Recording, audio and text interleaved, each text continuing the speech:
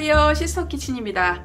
오늘은 이렇게 도마 위에 봄이 가득 올라져 있는 것 같아요. 제철에 먹어야 맛있는 재료들이 있는데요. 그 중에 이제 조개류는 봄 조개, 가을 낙지라고 할 만큼 봄의 맛이 있고요. 바지락 굉장히 흔한 조개 중에 하나죠. 우리 부추 같은 경우에도 봄에 먹는 부추가 굉장히 우리 에너지를 주는 그런 야채 중에 하나예요. 그래서 거기에 오늘 두부를 조금 더해서 단백질도 많고 야채 뭐 여러가지 비타민류도 많은 그런 시원한 조개탕을 한번 끓여보도록 하겠습니다.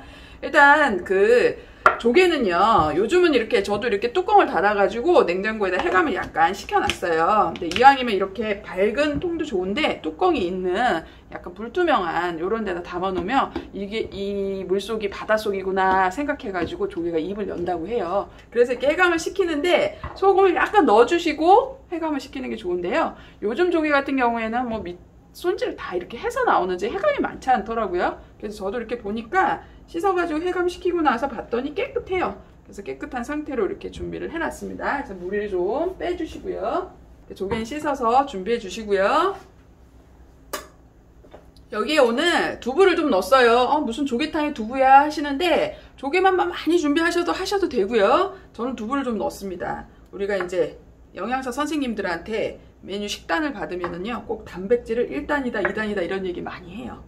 그럼 조개만을 먹고는 단백질을 다 채우기가 힘드니까 식물성 단백질인 두부랑 같이 넣어서 국도 끓이고 그래라고 이렇게 조언들을 많이 해주시더라고요. 그래서 저는 두부를 좀 넣었는데요. 난 조개만 가득 넣고 할 거다 그럼 두부 빼시도록 하세요. 자, 그리고 봄 부추는요, 우리 에너지를 얼마나 많이 주냐면은 채소지만 에너지를 고기만큼을 주는 그런 채소라고 보시면 됩니다. 그래서 그냥 송송송송 봄쪽에 탕에는 제첩국이라든지 이런 데 다 보면은 부추 넣는 이유가 그 향긋한 향이 어울리기도 하지만 그런 이유들도 있는 것 같아요. 이렇게 영양 밸런스라든지. 그래서 넣어주시고요. 그 다음에 고추는 뭐 붉은색 조화롭게 보기도 좋으라고 넣기도 하고요. 약간 칼칼한 맛 있으면은 조개에서 혹시라도 날 수 있는 비린 맛을 좀 줄어들게 할 수 있을 것 같아서 조개를 뭐 홍고추도 좋고 풋고추도 좋아요. 그래서 저는 색감이 이왕이면 홍고추 넣으면 좋을 것 같아서 홍고추를 넣을게요. 너무 많이 넣지 마시고요. 조금만 넣으세요. 재료 준비가 여기까지 되면 이제 끓이기만 하시면 돼요. 그래서 이 조개탕은요, 오래 끓이실 필요가 없기 때문에 재료만 준비되면 이제 다른 게 다 준비됐다라고 보셔야 돼요. 그리고 조개탕 끓이실 때는 굳이 국물을 뭐 멸치 국물을 뽑는다든지 이런 거 절대 하실 필요 없습니다. 기본 자체가 시원하고 맛있는 맛이 나니까요. 여기다 그냥 맹물, 저는 2인분이니까 한 2컵 정도 준비했어요. 나는 조금 더 국물을 더 많이 먹고 싶다 하면 조금 더 준비하셔도 되고요. 자, 이제 물이 끓기 시작하니까 깨끗하게 해감시켜서 준비해 놓은 바지락 조개를 넣으세요. 네. 이제 사실은 이제 넣으시다 보면 아까워서 저는 그냥 다 넣는데 깨지거나 이런 거는 상했을 우려가 좀 있어요. 그러니까 그런 건 좀 빼시고 넣으시는 것도 좋아요. 이 바지락은 보세요. 지금 들어간 지 30초 만에 탕탕 입을 벌리면서 위에 하얀 거품이 떠요. 그리고 이 거품은 불순물일 수 있고요. 그러니까 이걸 살짝 걷어내 주시고, 이게 싫으신 분들은 이제 체에 한번 걸러가지고 깨끗한 조개 국물만 쓰시라는 거죠.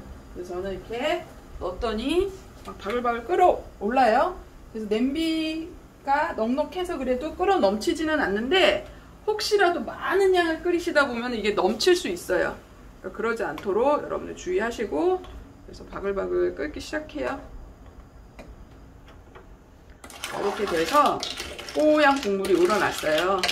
그러면 요거를 일단 좀 제가 건져내 보도록 할게요.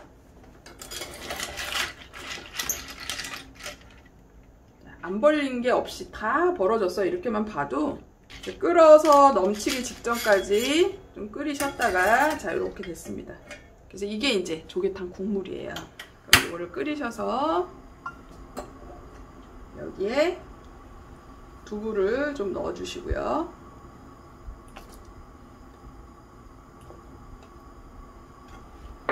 간을 한번 보세요. 일단 조개 국물을 간을 좀 보시고, 조개만 넣는데도 간이 맞아요. 그럼 딴 거 넣으실 필요 없이 뭐 마늘이라든지 뭐 후추라든지 이런 것만 넣으셔야지, 일단 국물이니까 무조건 소금 간부터 해야지 하고 하시게 되면요, 조개가 굉장히 생각보다 짭짤합니다. 그래서 여러분들이 그건 꼭 확인하시고 해주시는 게 좋아요. 자, 그 다음에 여기에 부추, 그 다음에 고추 다 집어넣어 주시도록 하세요. 부추 넣는 데는 파를 굳이 넣을 필요가 없어요. 부추가 파 역할을 하거든요. 그 대신 이제 마늘만 조금 넣어서 간을 하도록 하고요.